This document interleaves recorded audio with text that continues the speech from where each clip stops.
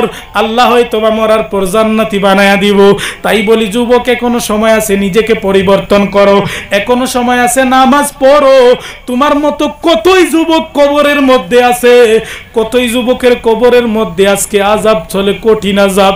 বাজান আমার আপনার নবী বলেন, উম্মত রে, মানুষ যখন মারা যায় তার কবরটা দুইটা হালত থেকে বাকি থাকে না, হয়তোবা কবরটা জান্নাতের টুকরা হয়ে যাইব, নতুবা জাহান্নামের গাড়া হয়ে যাইব।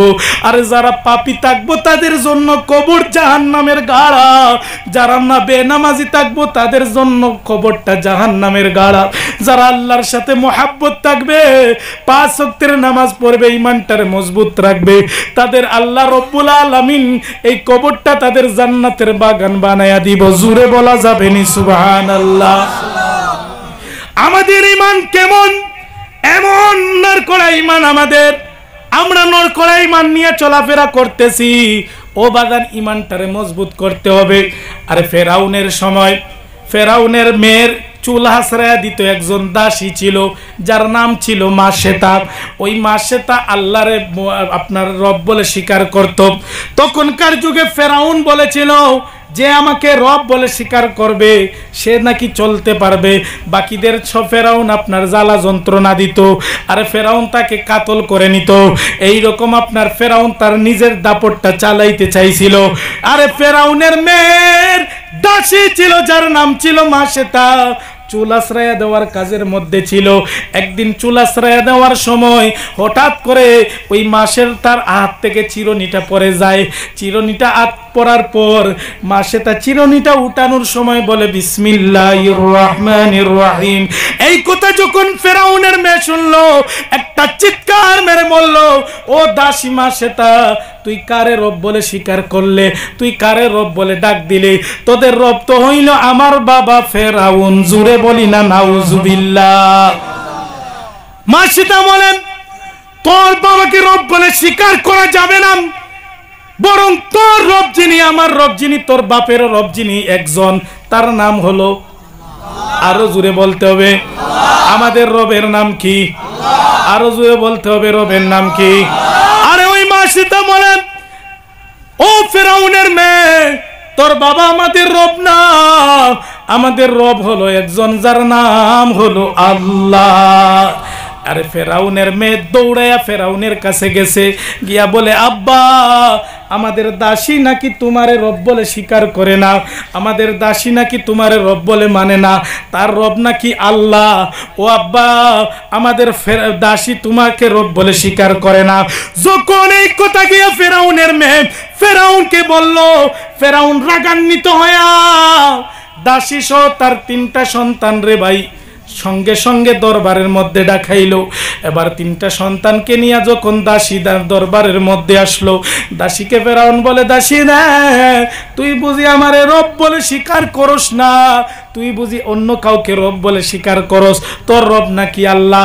একবার বল আমি হইলাম তোর রব।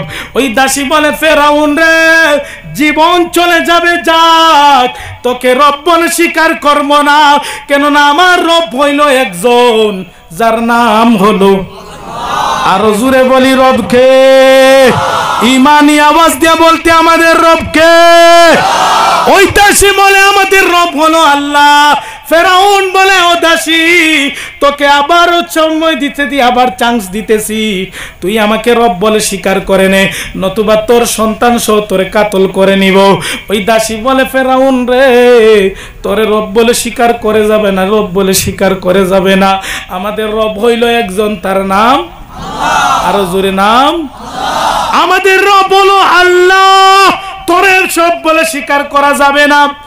এবার ফেরাউন জল্লাদকে অর্ডার দে, জল্লাদ ওই মাসে তার প্রথম সন্তানটার নিয়ে ফুটন্ত তেলের মধ্যে ছেড়ে দে।